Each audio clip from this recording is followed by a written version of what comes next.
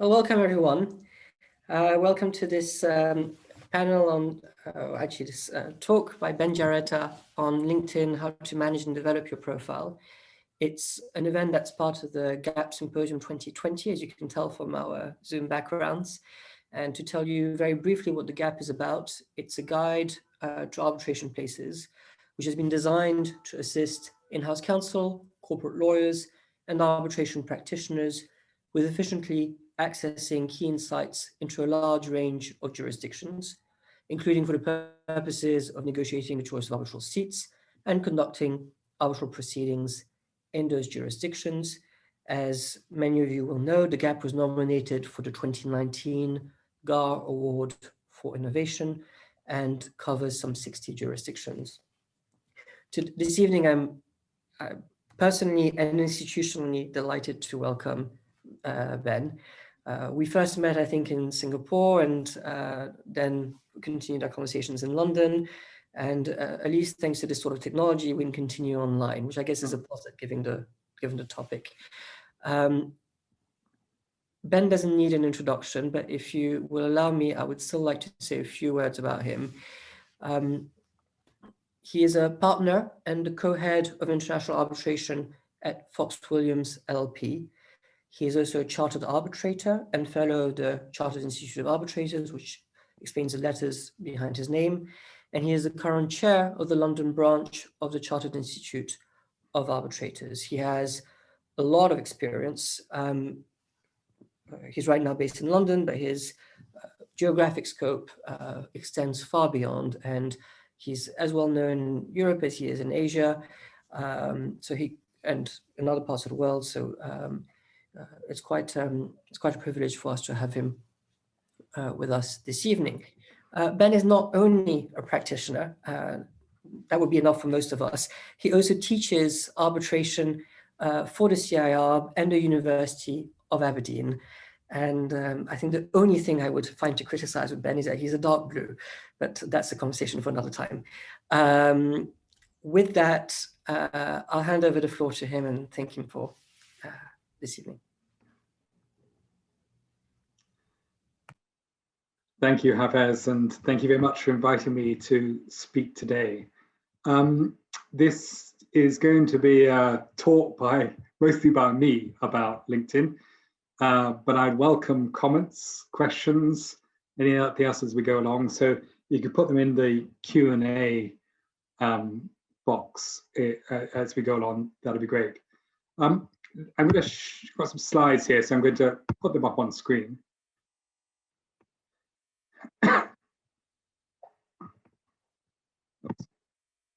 I hope you can all see that. Can you? Yeah, great. All right. So well, my topic for this evening is LinkedIn for lawyers. Now, actually, the second part of that title is a bit misleading because, of course, this is not a talk solely for lawyers. But what this talk is, it's really for all professional users of LinkedIn. But of course, it's not a talk for other types of users of LinkedIn, in particular recruiters. And I'll touch very briefly on the importance of LinkedIn for recruiters later on, but this is very much not a talk for recruiters. And what I'm going to do is talk through, give you a bit of background about LinkedIn and talk about how it works. And then I'm going to spend a fair bit of time looking at some posts.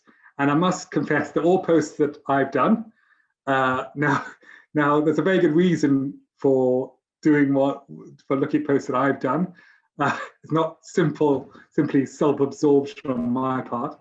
It's also because under the LinkedIn users agreement, all the content you post on LinkedIn, you retain rights to. So all this content is my content, and I still own it. Whereas if I was going to use Hafez's content, for example, I would have to get his permission to use it. So I'm well within my rights to use this content as part of this talk. How it works is that LinkedIn gets a non-exclusive right as well to use my content. Otherwise, I retain the use of it. Now, so I'm going to start off by saying a bit about what is LinkedIn. Now, you'll know it is a social media platform, of course, but what does that mean? Now, this is the wording for the LinkedIn user agreement. Now, I bet you none of you have read the LinkedIn user agreement, because it's something you sign up to at the very beginning and never look at it ever again. But if you look at it, it's quite interesting. And in particular, there's a bit at the top which gives a mission statement for LinkedIn. And as they say there, it's their mission is to connect the world's professionals to allow them to become more productive and successful. Our services are designed to promote economic opportunity for our members by enabling you and millions of other professionals to meet, exchange ideas, learn, and find opportunities or employees, work, and make a network of trusted relationships. Now, how does that translate in practice? And this is what I think LinkedIn is in practice. Now, to begin with, it is a way of connecting out with people across the world in your industry and in other industries. It's also a resource. I mean, many people go to LinkedIn in order to find content and to find links to other content. It's an app.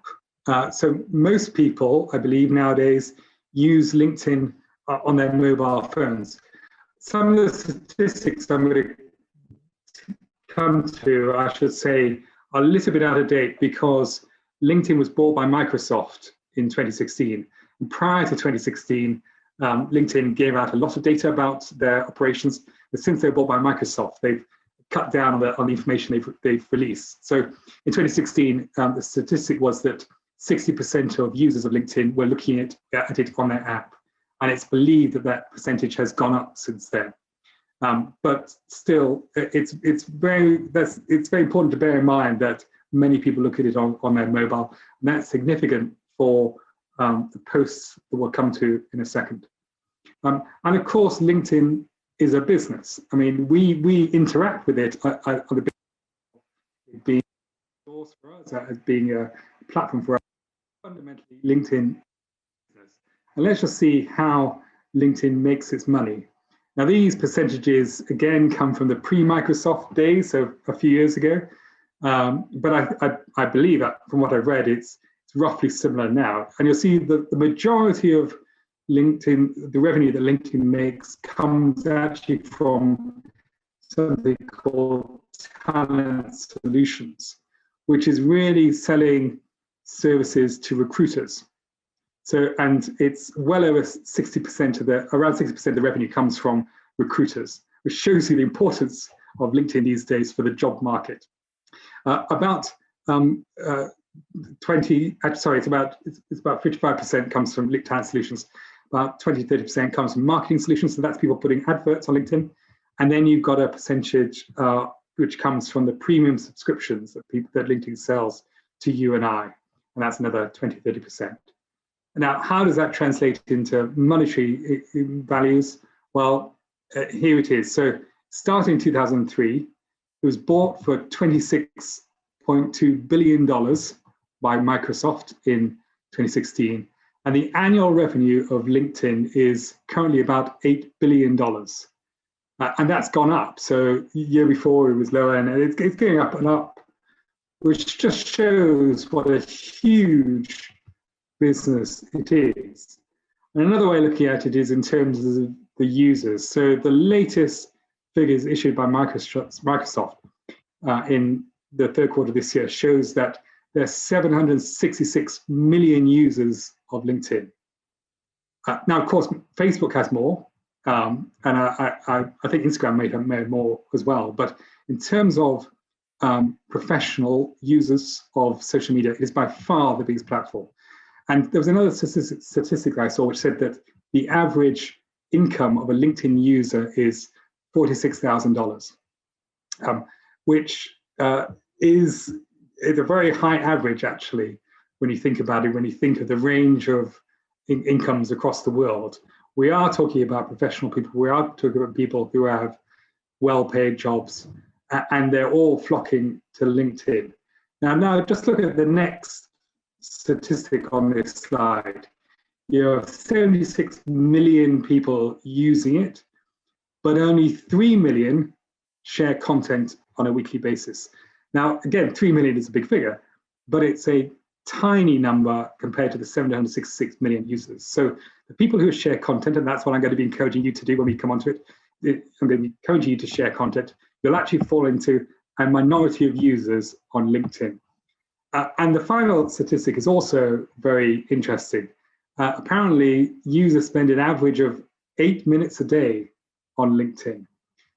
Now, that's not very much, particularly when you think they're looking at it on their phones, particularly when you think of it, they may look at it a couple of times a day. So it may only be 2 minutes here, 2 minutes there, whatever.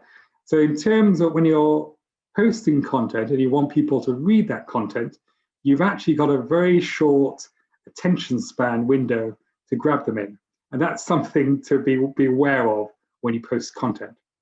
Now, what do you use LinkedIn for? Now, this will be a very personal answer, but here are some of the things that people do use it for. People use it as a network, as I've talked about before, as a way of connecting with people in their industry, connecting with potential customers, potential clients, connecting with people they can do business with. It's also used as a resource. I mean, people go onto it in order to find knowledge. I mean, lawyers, for example, will look at it to find articles that are relevant to their subject area. They'll look at it for market updates. I mean, I always usually find out about people's moves between jobs via LinkedIn. And they'll also use it for job searching. Now, if you recall, LinkedIn makes a vast amount of money from job searching and recruitment. And it's a really important platform for job searching. And of course, people use LinkedIn just as a distraction from their day. They're busy on something, they're focused on something, and they decide just to flip onto LinkedIn or other social media just as a way of distracting themselves. Now that's also important because the way that LinkedIn and other social media platforms work is because it triggers the brain's response mechanism to bright, flashy things. And it's meant to be a distraction. It's meant to capture your attention. And that's a very important thing for when we look at posts in a second. Now, what's the risk of looking at LinkedIn? Well, the danger of it is what you see here, that it becomes just a mirror that reflects back on yourself. And there's particular danger in it because of the way the algorithm works, and I'll explain that in a second. But just remember that when you're going to LinkedIn and you're looking at content which is being provided to you by the platform, very often it's reflecting back to you things that it thinks you want to see. And the more you focus on particular things, the more that stuff will be sent to you. There's a real danger with LinkedIn and with all social media platforms. You get into an echo chamber, you actually narrow your focus in some way. And you may actually, one interesting thing that I've always found is you go onto LinkedIn, you look at the content that is fed to you, but then if you search around a bit, you can find all sorts of other content, which is quite interesting and gives you different points of views. You might search up someone and then look at their posts for the past couple of weeks, which won't necessarily have come to you on your feed, but it's still very interesting to see because they give you a different perspective. Now, what's LinkedIn competing with? Well, of course, it's competing with all the other distractions out there in the modern world. You'll all be very familiar, of course, in pre-coronavirus days, of everyone staring at their phones when they're on their way to work. And this is what LinkedIn has to compete with. People are looking at other things on their phone, they're distracted by other things around them when they're commuting or walking around or whatever. And the way that LinkedIn responds to that competition is through the algorithm. Now, the algorithm is spoken of in sort of mystical terms when you look at some of these articles about LinkedIn, when you listen to podcasts about LinkedIn. It's just the computer program, the code within LinkedIn that is pushing the posts and the feed to you. But it's doing that in a particular way, in quite a sophisticated way, because remember, there's all these distractions out there, and what LinkedIn most wants you to do is to stay on LinkedIn. They want you to stay there so that they can sell you services, so that they can sell you adverts, so they can sell you jobs or whatever. And I'm not criticizing them for doing that because it is a business. But it just shows that there's a design behind all of this. And of course, if there wasn't such a design, then what you'd end up on your personal feed is just the same stuff again and again and again. Now, you may complain if you're connected to me, you see too much of me anyway.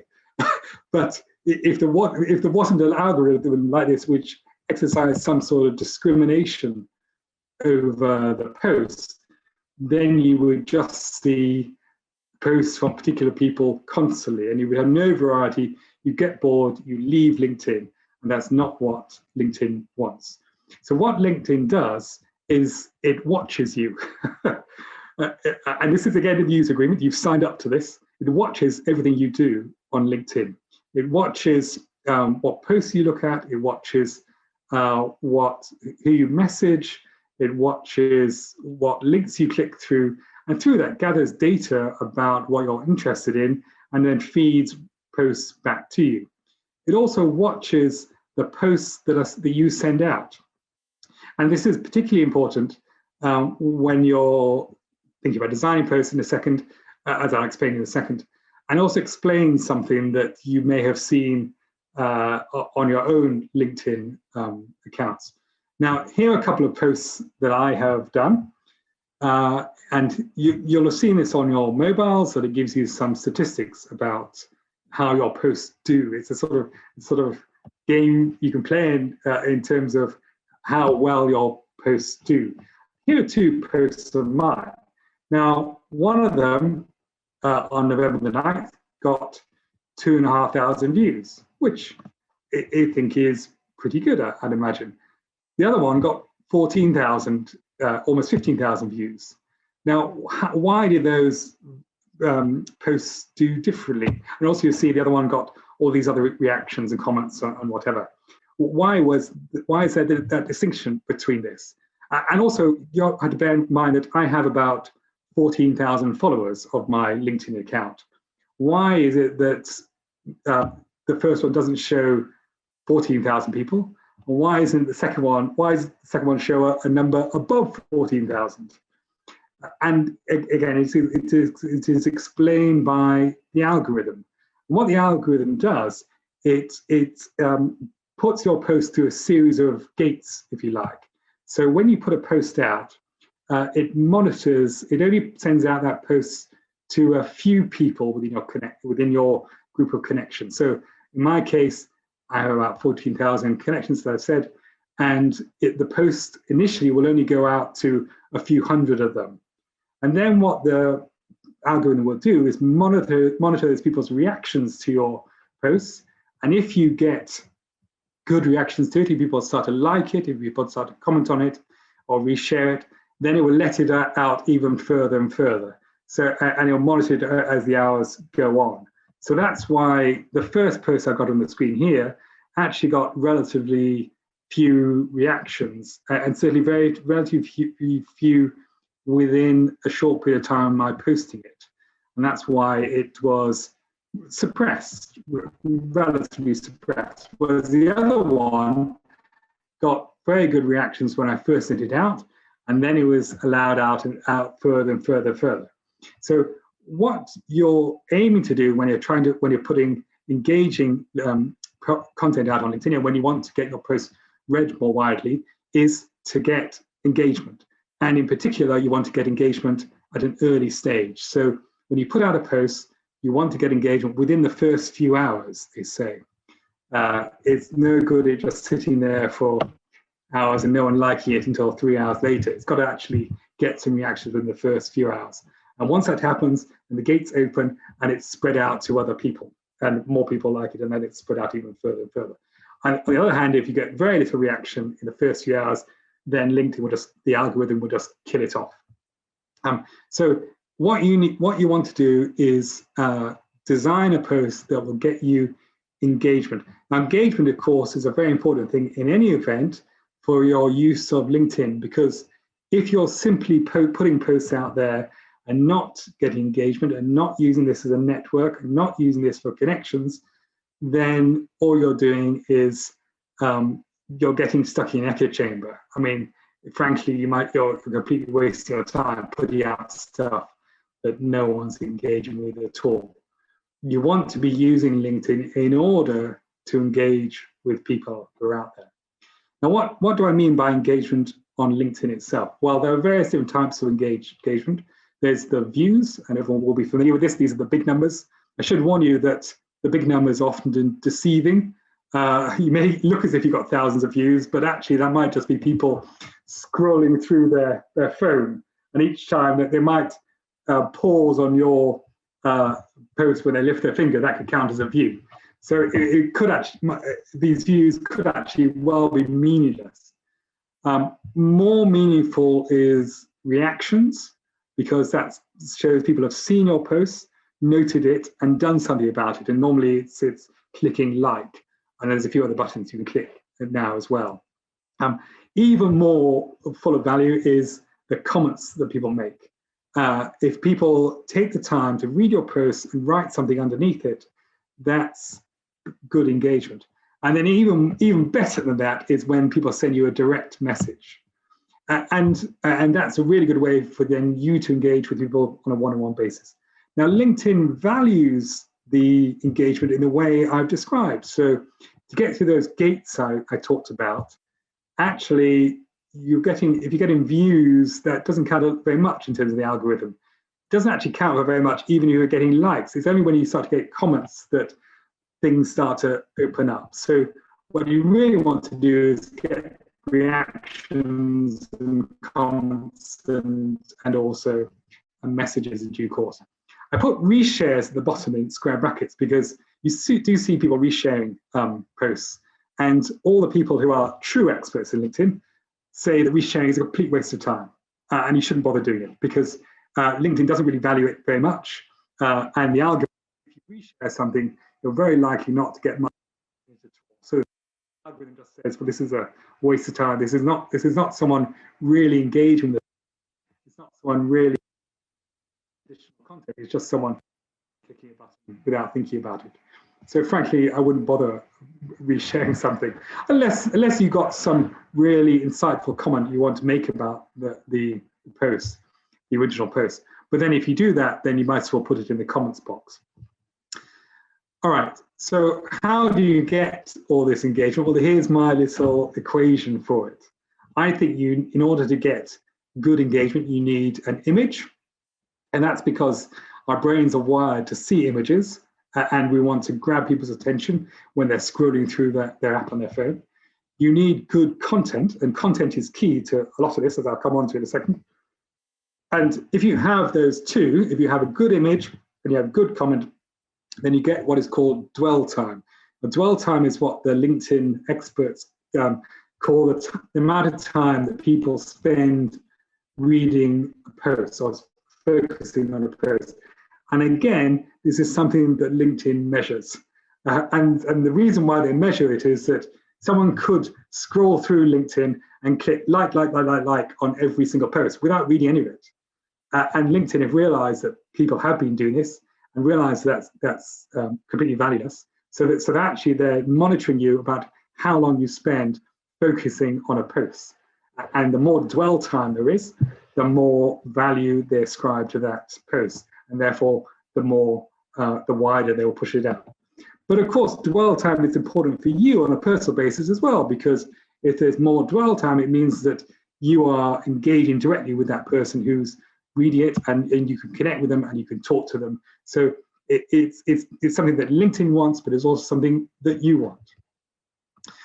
All right, now let's look at some content. Now, these are my categories of content, and I'll show you some examples in a second. Now, the first two categories are the ones you see all over LinkedIn, and then they're the comments. So the first category is what I call wallpaper content. It's the content that people put out there which doesn't really add value to anyone. It's just stuff in the background. And you may get some reactions to that. People may respond to that, and that's fine. And I'll show you an example of a wallpaper post in a second. But really, you know you've not put any effort into this. You know you've thought about this. You just put it out there, and people may or may not react to it. Then there are the advert posts. These are posts where you are encouraging people to leave LinkedIn and look somewhere else at something, to sign up for an event, for example, or to go off and read an article somewhere. And that's quite good. But again, it doesn't take much effort to do this.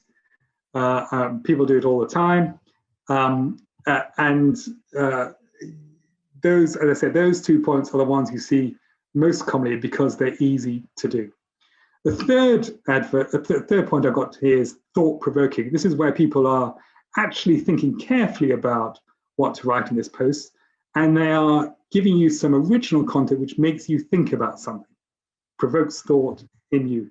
The first two are not thought-provoking at all, they're just background stuff. But number 3 is people reacting to it, thinking about it, and that's where you'll get the most engagement, your thought-provoking posts. And that's the original content. That's what I encourage you to do more. Article posts, the next point down, is where you have an article and you actually post it on LinkedIn. So you don't just put a link in which encourages people to go off and look at the article somewhere else. You actually get the article and you put it onto LinkedIn. And I'll show you an example of that in a second. Then you've got LinkedIn articles. This is another way of putting content on there. This is on your articles tab. Now, not many people do articles, but they're actually quite good things to do. And campaigns are a whole series of linked posts that cover the same topic. So let's have a look at each one. Actually, before I do, I just wanted to mention a bit about profiles, partly because it's in the title of this talk. These are talking about profiles, but I'm not going to spend too long on this because it really these days it's very much what people do, what people have cottoned onto. This is what you need to do. You have to have a good profile. And LinkedIn will, again, push your posts out more, the better profile you have. So I encourage you to do that for the sake of the performance of your posts, but also because when people read posts and want to engage with you, very often, or usually almost inevitably, they will go and look at your profile. So you want to, if you want to really engage with someone, you want to have a very good profile up there. And I haven't showed you all my whole profile here, but you'll see gives my name, my various titles, is my picture, and you'll see the background picture there as well. I've looked through quite a lot of the profiles, the people who've signed up for the talk tonight, to see what your profiles are like. And very often people don't have a picture at the top, a background picture rather, and they just rely on the LinkedIn. It was blue, it's now, it's recently changed to grey. I would encourage you to have a background because it sets you apart, gives you a bit of character. It's not just your picture. So I would encourage you to do that. The other point of your profiles that people often miss out is in the About section. You see it's written in the first person on my profile. And I encourage you to do that as well because that's people engage with that more than a profile in the third person. So don't simply rely on your marketing person to churn out some word and put it in for there. Think of it yourself. Think of it as you selling yourself to the world. Okay, so then let's look at some posts, some actual posts. And again, these are all my posts, so this is all my content. Here is what I call a wallpaper post. And what I've done here is taken something that was issued by my firm.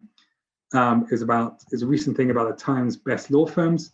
And all I've done is put it out there. I have put in a line at the top to say, it's great we've been recognized in the Times Best Law Firms. This took me 5 seconds, if that. I mean, there's no thought to it, I just pushed it out there. Now, no doubt there is a little bit of value here. And you'll see the reactions here. I've included it on this picture. Got 55 people reacting to it and there's 3,000 views, which is great in one sense. But you also have to remember on the same day, lots of other law firms will put out similar posts about their rankings, the Time Best Law Firms. There was lots of other posts with more engaging content out there. So I wouldn't be surprised if lots of people reacted to this, liked it, whatever, but only sort of rather mechanically. It didn't really engage at all. They just clicked and moved on. And you'll see this in particular when the Chambers rankings come out. There are so many of these Chambers rankings. Everyone puts them out, and everyone just clicks on it. It's sort of a mutual clicking that goes on. And I really do question the value of it all, because it is all just wallpaper. Let's move on to another post, which is an advert post. Now, the most common advert posts you see are posts which give you information about the event. And I've done that myself. I mean, many of you may have signed up to this event tonight because you saw the posts which I put out with the Delos name in it, and it was just a Delos picture. And again, that's a very easy thing for me to do. I just pushed it out there in a few seconds. This is, and I could have chosen that as an example here, but I've chosen something a little bit different as an example here. So this is actually an advert post. And if you clicked on it, if you clicked on the see more wording there, it would come up and it would show you a link to register for a webinar I spoke at a few weeks ago about Enco against Chubb, which is a Supreme Court case in the UK. Now that case was about a power station in Russia. And what you're seeing here is a picture of that power station. And you'll see I've written the Berezovskoye coal-fired power plant, central Russia, etc., etc. In February 26th, there was a fire at the plant, at ... Now, the reason for doing it this way is partly because it's a bit of a variety of putting out those posts, but also because the way it is structured. You see there's, in February 26th, there was a fire at the plant, ... and seem to click on it. It's encouraging people to open it up, not just simply scroll through and mindlessly click on things, but actually click it and engage with it. And you'll see very often people who have designed posts well will have this lead in at the top of the posts and encouraging people to click on the see more point. And I refer to this later on in this talk as the seam, or it could be referred to as the crease in the post. It's the point at which you're getting people to engage directly in your post. And I decided to do that with this post, and then further down you'll see there was a link through to the actual event. And that you'll see got 4,000 views and lots of comments. Now, here's an example of a thought-provoking post. So I told you about the wallpapers. Here's a thought-provoking post. So this is entirely original content for me. There's no link to anything on it. It's not advertising any external event. And I do these on a fairly regular basis, I think. And this one I've selected was about a standard consent form for virtual hearings. And again, you'll see at the top, there's a enticing line in it saying this might be useful in a number of ways, : ...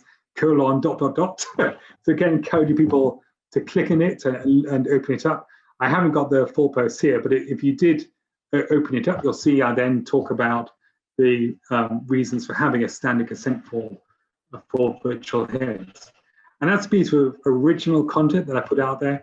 And you'll see at the bottom, it's had some pretty good engagement. So 76 people responding to it, reacting to it, 8,000 views. And if you compare that back, and 27 comments, so you compare that back to the previous ones, it's got much higher engagement than the previous ones. So this is the gold dust. This is the good content. This is where people will engage with you. But in order to do this, you need to spend a bit of time thinking about it. You need to come up with the original content. You also need to come up with a picture, I believe. I mean, you do see original content put out there without pictures, but I believe that in order to really grab people's attention, you need to have a picture as well. By the way, in terms of how I do these pictures, I'll talk about this in a bit more detail in a second. This particular picture was taken from the notes function on my iPhone, and I just wrote in agreed and put a tick next to it, and then zoomed in, took a screenshot and zoomed into it. So it's a very, very simply done. You're not going out to get a photo from anywhere, not from any website, you're just doing it yourself. And those sorts of illustrations, I think, add a lot of value to your posts. I'll come back to a few more in a second. Here's an article post. Now, actually, this one is not my content. It's content from one of my partners, Peter Ashford, although I have actually put it onto LinkedIn. And you'll see what I mean by an article post, in that it's an article which was a PDF document, which I've uploaded straight into a post. And as you scroll through it, you'll see that you'll be able to read each page. And look at the reactions at the bottom. You'll see that there are almost 15,000 views, 124 reactions. Now, that's partly to do with the quality of the article. It's a very good article. Please, I encourage you to go away and read it. But it's also to do with the dwell time. So if someone starts to engage with this post, someone starts, they will click on the see more button. They will also focus in order to read the article through the various pages. That means that they're spending a relatively long time on this post. There's a lot of dwell time. And as a result, the algorithm will push it out further and further. So actually, an article post is a really good thing to do in order to get great engagement, in order to push out your posts, to encourage the algorithm to push out your posts to more and more people. And in contrast, you have an article written using the LinkedIn software. So this is not on the post section of the website. This is on the article section of the website. I won't go into the design of an article. That could be a talk for another day. But I'll just mention it briefly, in particular because these articles are quite worth doing because they stay there a long time. Posts are ephemeral. You only see them, you scroll through them, and you forget about them. Articles stay there basically forever. And this one has had great engagement, so 5,000 views. And this is built up over time, whereas typically a post will only get engagement in the first few hours if it's been pushed out by the algorithm. This doesn't rely on the algorithm. This is about people going to your profile, clicking your articles, and reading that. And it will accrue views over a long period of time. So articles are quite good for stability in your profile. A campaign is something which you do where you have a whole series of linked posts. Now, this campaign I'm showing you here was leading up to a talk about artificial intelligence in international arbitration that was organized by the Chartered Institute of Arbitrators earlier this year. And I'm sorry that the wording might be a bit small, but in each of these posts, I was asking questions about what AI could do, and I was posing people. I was asking questions of the users of LinkedIn. How do you think AI will change arbitration? What about use of data in arbitration? What are the consequences of it, or what are the implications of it all? And the questions being asked in order to engage people's interests and engage people's interests over a period of time. Now, frankly, it's unlikely that individual people saw each one of these posts. Some people would have done, but more likely is people may have seen one or two of those posts. Which takes one to another topic, actually, which is repeat posts. People often feel, because they're the ones, they focus on their own feed and their own posting, that you shouldn't post things twice. But if you think about it, you think that actually people are scrolling through their phones very quickly, and once they scroll past your post, they'll never see it ever again. Actually, there's a lot of value in reposting things.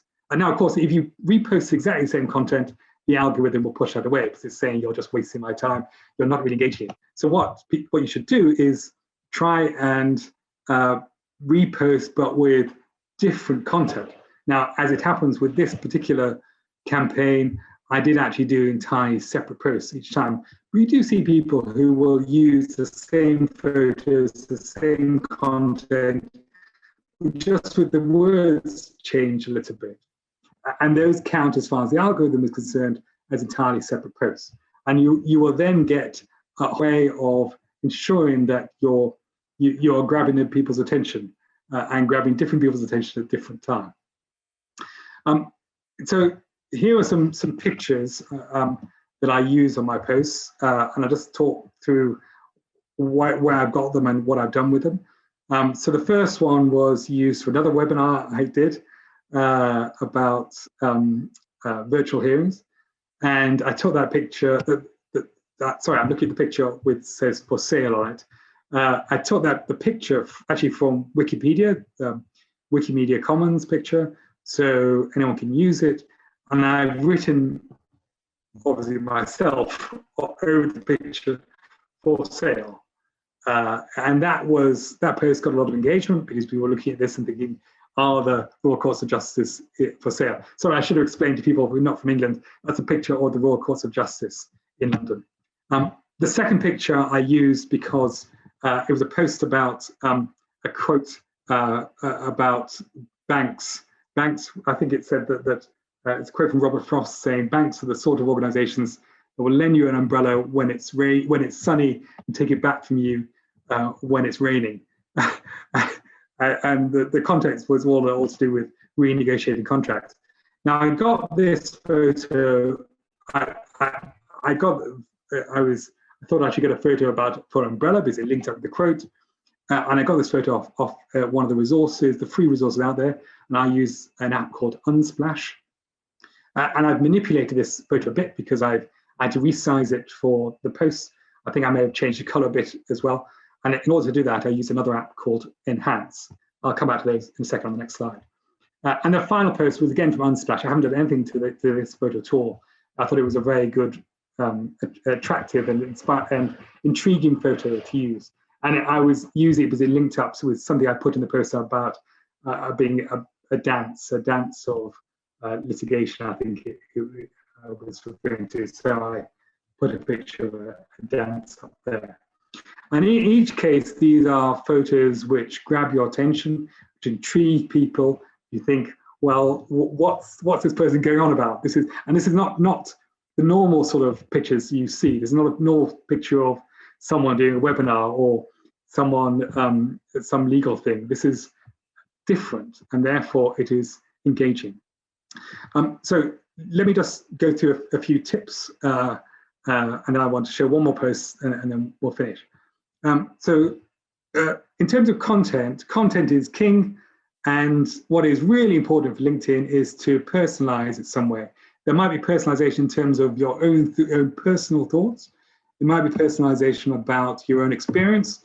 It might be personalization about what you've done in your job. You'll see that a lot of people get engagement from talking about bad things that have happened to them, actually. And you get a lot of sympathy reactions on LinkedIn. But of course, describing bad things may give the wrong impression to people about you.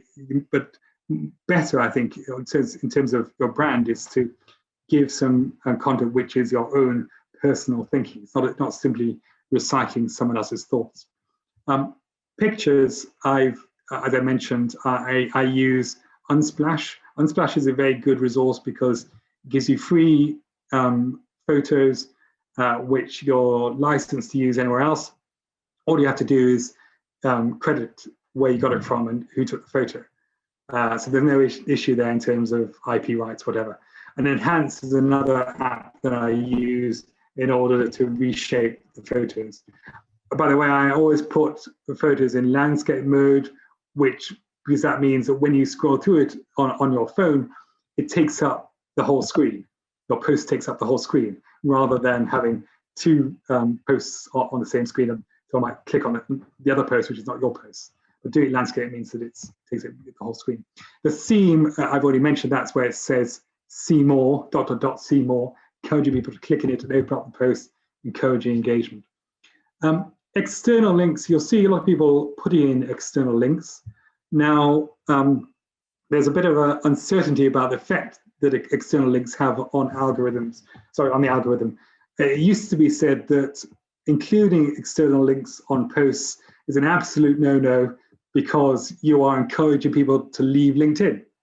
And the LinkedIn algorithm is designed to encourage people to stay on LinkedIn.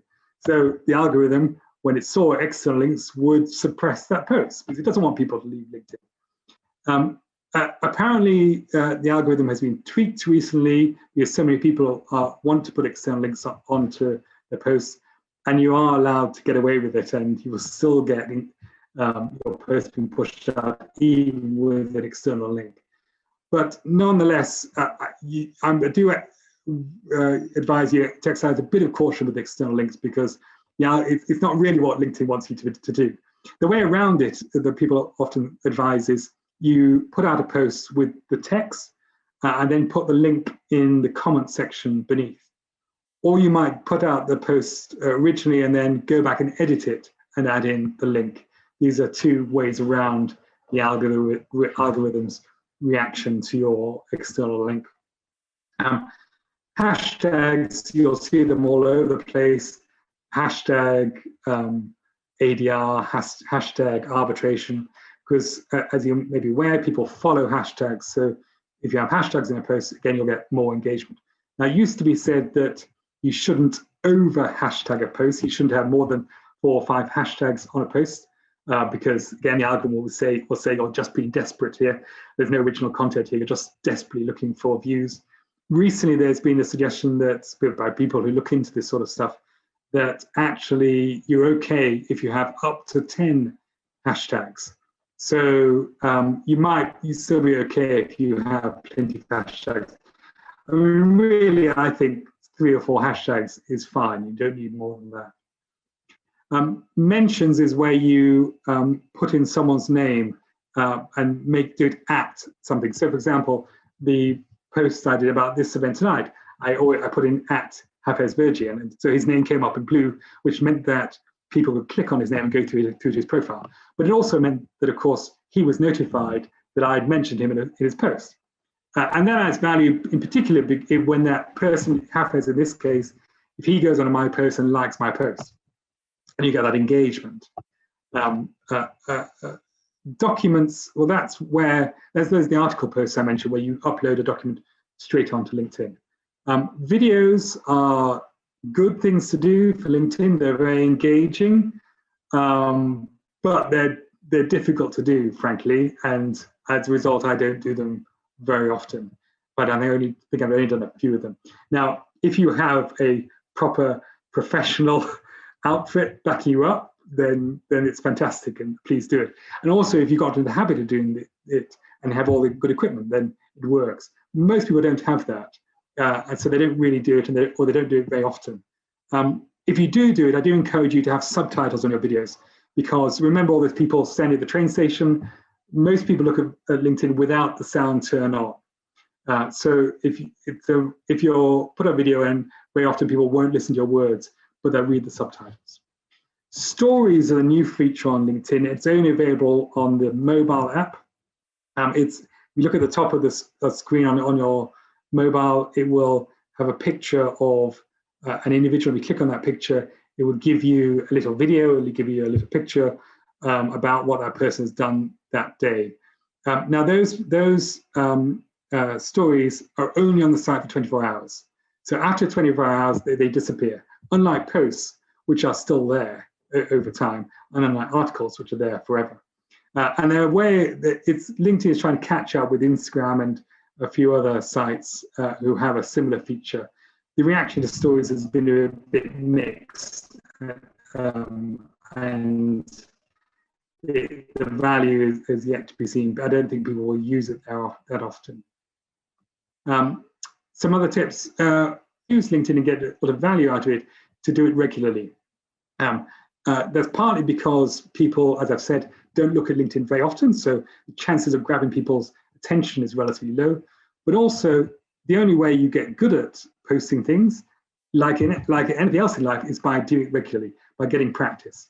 Now, you'll see people who will post several times a day, and that takes a lot of dedication, and it takes a lot of thought, and sometimes they don't think things through very well, and often their posts are not very good. Other people will just do one a day. Some people do 2 or 3 times a week. I would encourage you to aim for about that number, because it means you get into the habit of doing it regularly. You're likely to get people engagement, And it's a nice balance. I mean, to be frank, I do it a bit more often because I've just got in the habit of doing it once a day. But if you're not used to it, then aiming for 2 or 3 times a week is probably going to be a good thing. Any lower than that, then you're not going to get much engagement at all, frankly. People are not going to notice you very often. So if you go onto LinkedIn and think, oh, I'll just post once a month or whatever, I mean, I question the value of that, really, because people aren't, the algorithm is not going to see you be engaged in LinkedIn, not going to push out your posts. And so you're not going to get much engagement. Repeat posts, I've already mentioned, is actually quite a good thing, but don't repeat exactly the same content. Make some changes to it. The time of day can be relevant for your engagement. They say that Tuesday mornings are a good time to post, at least in the US and the UK. I don't know why that is. And evenings, but not at weekends, they say. Though actually I get plenty of engagement at the weekend, so I don't really understand that. I have a lot of connections in Asia. So because of that time difference from the UK to Asia, I do tend to post things in the morning in UK time so that people will look at it during their daytime in Asia. Whereas I find that if I post things in the evening, I don't get much engagement because I don't have so many connections in the Americas or indeed in UK. So I tend to do things in the morning. But so you have to work out when are your connections most likely going to engage, read your posts. Variety is very good, so I encourage you to put in lots of different types of content. And engagement with others is very good. And obviously, engagement with others is vital in terms of messaging, connecting, whatever. But also remember, LinkedIn is watching you and watching you send messages to people, comment on other people's posts, whatever. And the more you do engage, the more actually the algorithm will push out your own posts, or rather, it will push out the people that engage with you and you engage that you engage with, because it sees that that's an interest of yours, and then it'll push out to them and perhaps some of their followers as well. So actually engaging with others is a good way of getting more engagement with your own posts. I know I've run over time here, but I want to leave a bit of time for questions. Let me, as a final example, let me show another thought-provoking post of mine. And I have put out the whole text here. I'm not going to read it out, but it is a text about someone sacking me as a client sacking me once. Now, I've opened this one up. Originally, the scene, the bit at which it said "see more," was just. You see the sentence at the top. It says the reason ? I told the CEO, etc. That's where the "see more" was, and that was the hook people saw. Around 4 years ago, I sat my client, the reason ? And they go, and people were attracted by that. I thought, oh well, I should click and say I should read it, and that was a very good hook, I believe. And then when you open it up, you saw that text, and here was the picture, and you'll see the engagement I got at the bottom. I got 124,000 views of this post and 1,000 comments.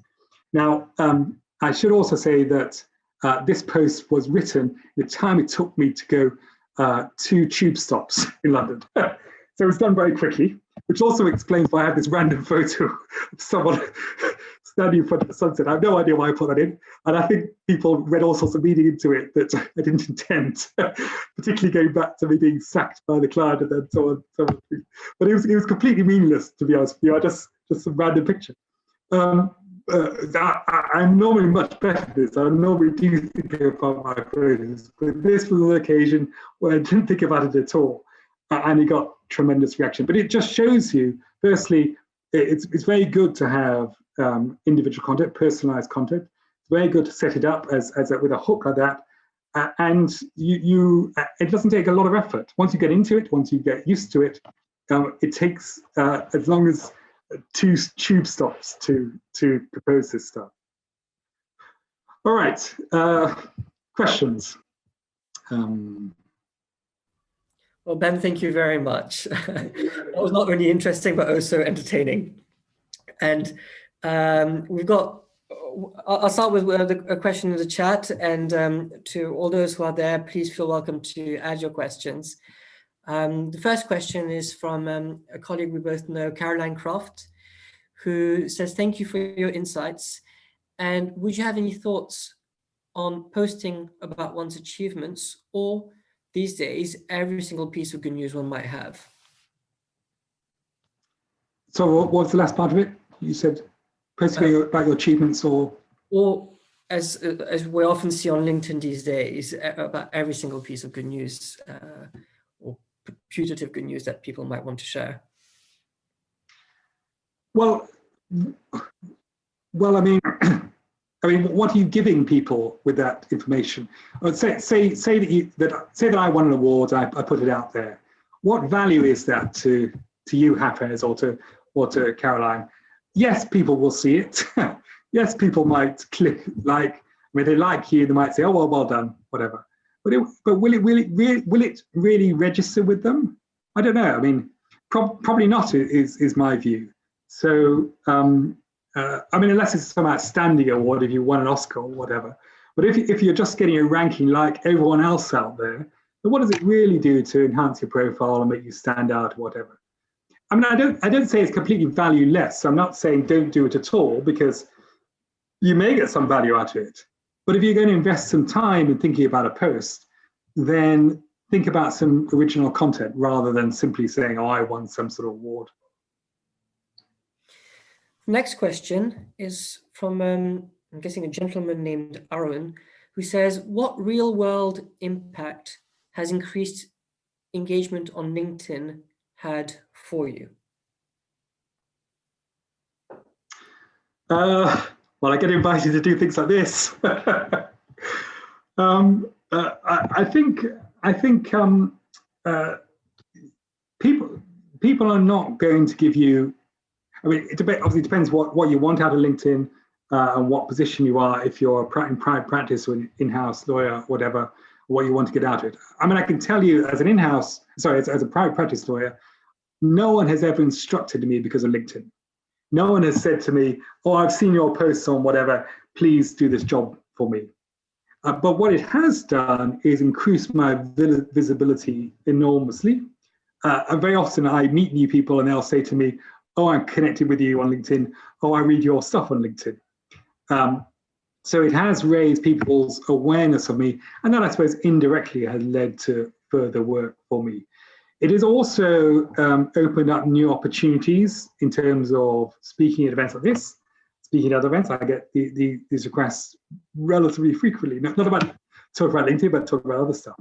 So that's been good as well. But then I've also made some very good connections and really some very good friends via LinkedIn. Some of whom, I must confess, I've never actually met. I mean, physically, and that's partly because of the pandemic, but also because where they live. So I've only ever interacted with them by phone, by video, whatever. But I still regard them as very valuable people to know and to engage with. So I do feel that LinkedIn has added to my network, has expanded my network in a big way. And of course, I do also use it for content as well. I relearn things of other people, and there was some really interesting stuff out there. There's a woman who posts all about Irish legal history, something I would have not known anything about apart from reading her post, and I find her post really interesting. So yeah, I have got a lot of value out of it. Would you say that LinkedIn helps to foster a sense of community in arbitration? I mean, that's a difficult thing to answer because of the nature of the way the LinkedIn works, in particular, the sort of posts that people put out there in terms of the wallpaper posts, and also the echo chambers that people can get into. I mean, to be honest with you, I think that if all you're doing is looking at other people's posts, scrolling through all this wallpaper stuff, it probably doesn't really create much of a community.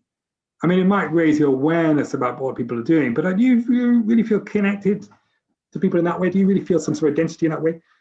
It's only if you take it to the next step and you start to engage with people and you start to interact with people, then I think, yes, you can build a community that way. But the arbitration community across the globe is too big for you to really engage with all those people. So I don't think one would talk in those terms for LinkedIn.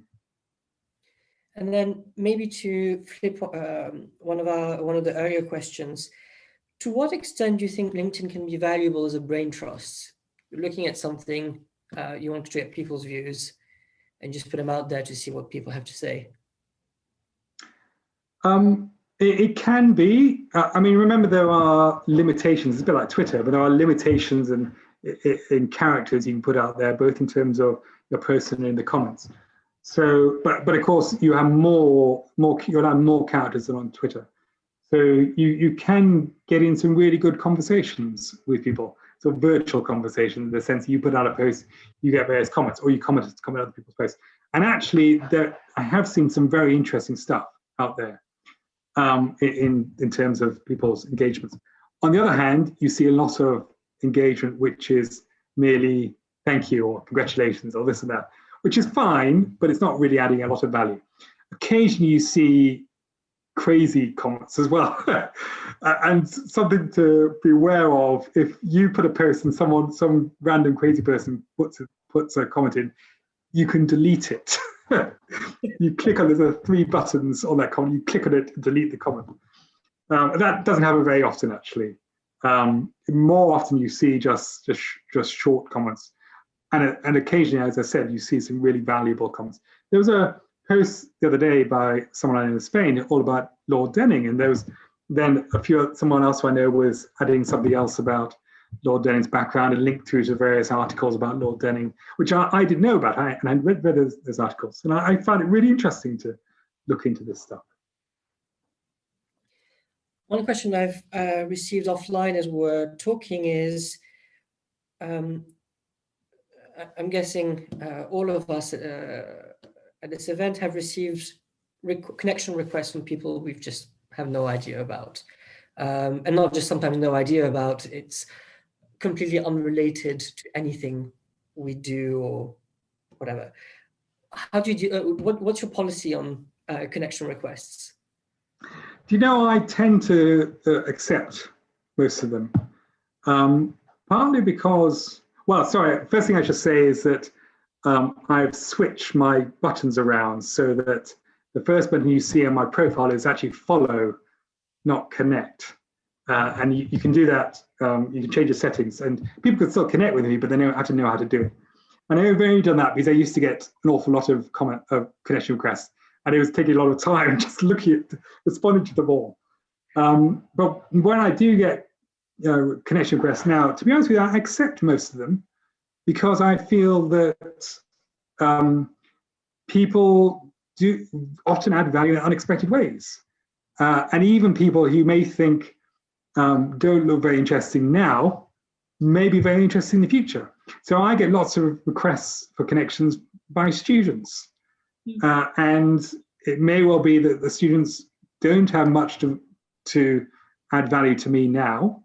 And I don't mean to be rude there or rude to any students on this school, but in the future, they may well do, in terms of how they develop, what careers they go on to have, what connections they may give for me later on. And I've actually seen that. I've seen people I've connected with as students who then are in private practice somewhere or in-house somewhere and become really good connections over time. So you never know is what I say.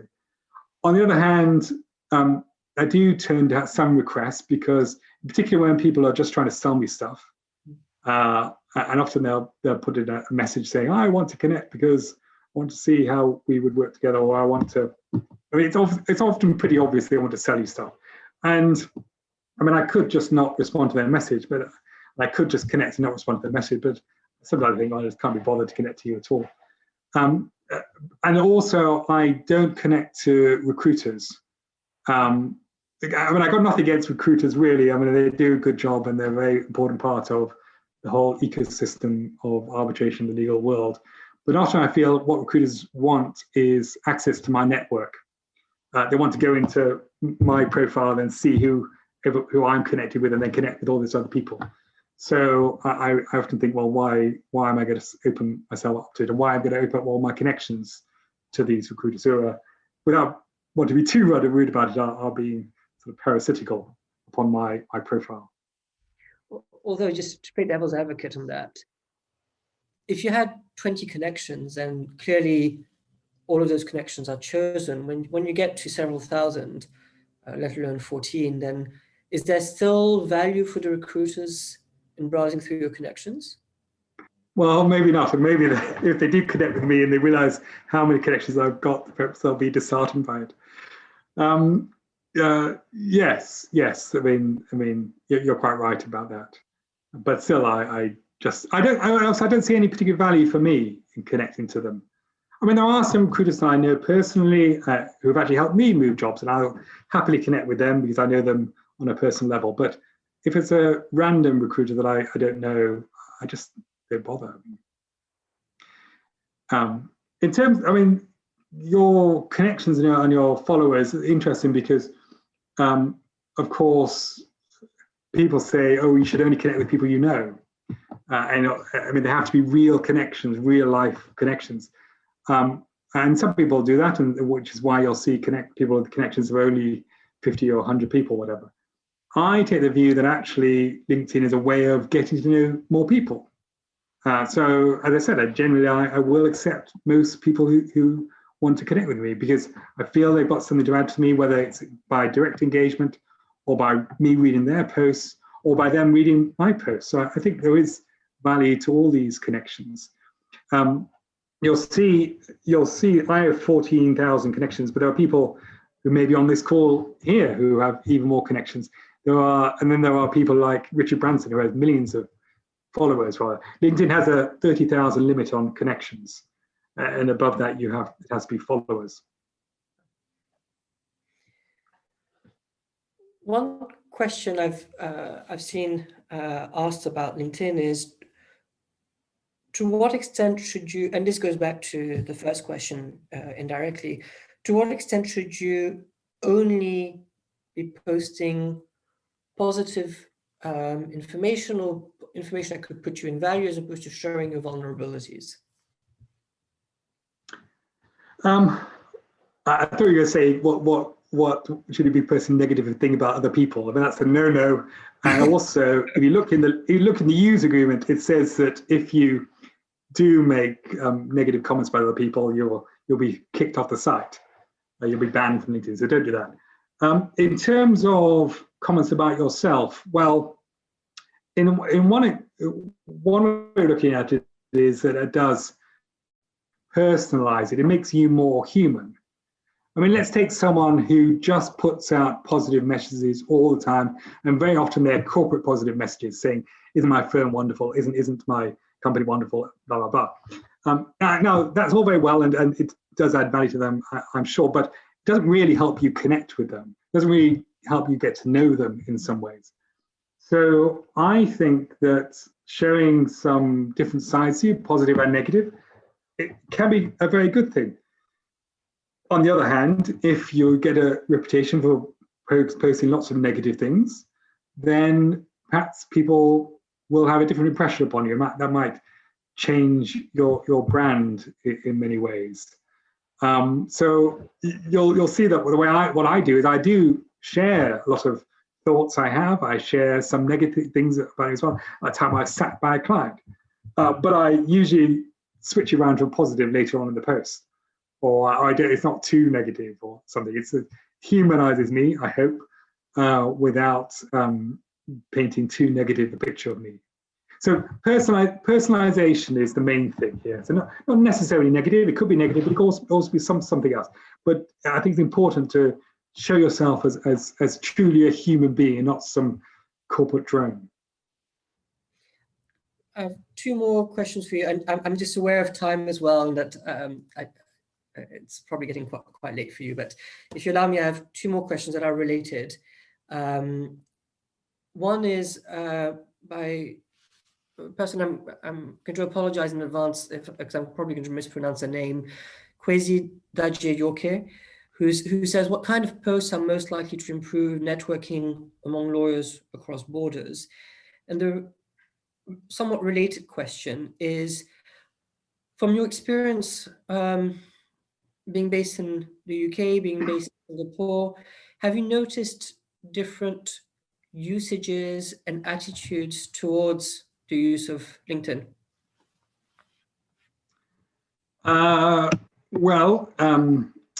Okay, so I'll take the second question first, actually. I mean, there are different approaches to social media throughout the world. Singapore is very wide. I mean, everyone's on social media there. Also, the US, I saw the countries in the world that most use LinkedIn are the US, the UK, and another European country. I can't remember which, but so there are variations in the use of LinkedIn across the world, but still there are, in absolute terms, lots of people who use it in every country. So even in countries where, relative to the overall population, it's not used very much, still you may be talking about 1 million people or 10 million people, whatever, which is still a lot of people to engage with and connect with. But you're right, there are some variations, and some countries, like in China, for example, there are different social media platforms that are more popular. LinkedIn remains the most popular professional social media platform across the world, and it's the most popular B2B platform across the world. So, and the other question was about what sort of posts should you do in order to engage people across borders. Well, I mean, the only thing I can say to that is to produce good content and to produce content that people will connect with, and that's likely to be content that is about themes, international themes, or sorry, themes which are people think about across the world, or it's likely to be something personal to you. So, for example, if I did a post about a court judgment in England, it's only really of interest to people within England. I mean, people outside England may be interested if they've got a particular interest in English law, common law, whatever. But generally speaking, they won't be that interested in. Whereas if I'm posting something about, except if it's GAP and we're looking across the channel. Well, yes. Although the Untitled Chapter, of course, was really about broader issues about arbitration theory and governing law and that sort of stuff. So that actually was an international theme buried within a English court judgment. But if I was to do some random English court judgment about a breach of contract, people are not going to be that interested in it internationally. Whereas if I do post something about, well, the one about virtual hearings, for example, that's universal, particularly at the moment. That's a universal topic. And then also something that is personal to me. I mean, talking about myself, but I'm also talking about the human condition. And the human condition, obviously, is universal to everyone. So that's, I would aim for content which is like that, which elevates you above your national borders and your national context, and will be something that people in other countries will be able to connect to and think about and will engage them.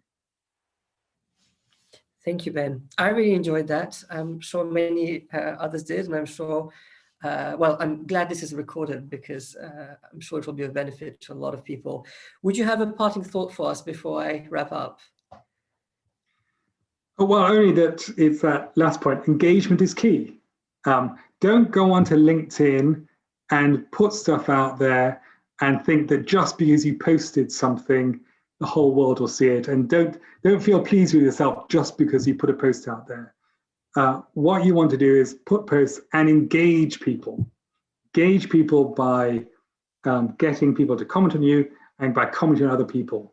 And that is the key to LinkedIn. LinkedIn is not a billboard to put passive content on. It's an active network. And that's how you should approach it.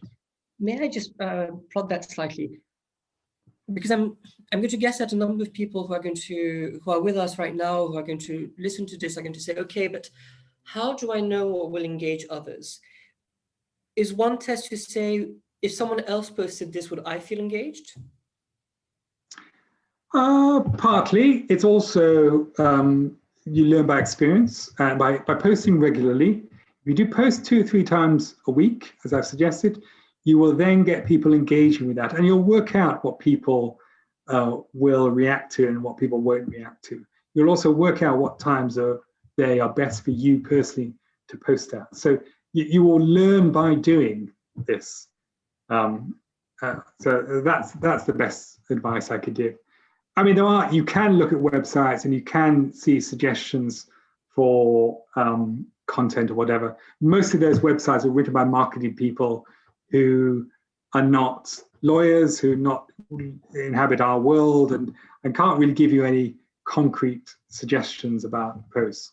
So mostly the content has to come from you or from your immediate surroundings.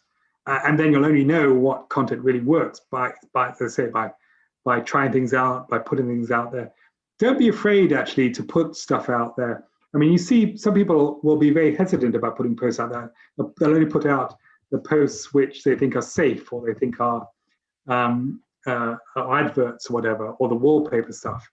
But just try it out. Try out something different and see what your engagement is. If it bombs, if it's terrible, you can always delete it.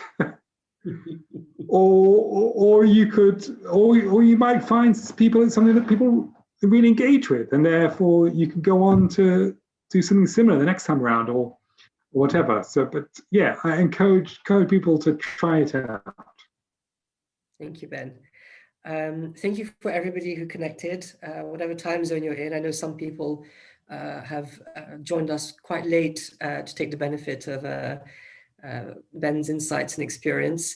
For those of you who are still available in 40 minutes time, we have the next event in the GAP Symposium, which is a fireside chat with Law 360, with Caroline Simpson on behalf of them, who's a senior reporter in international arbitration with Law 360.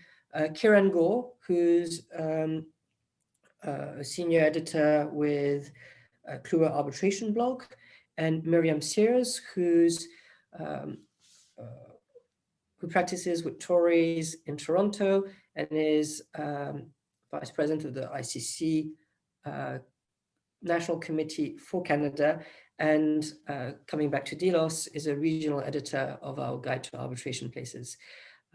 So thank you. I'm seeing that there are more comments in the Q&A.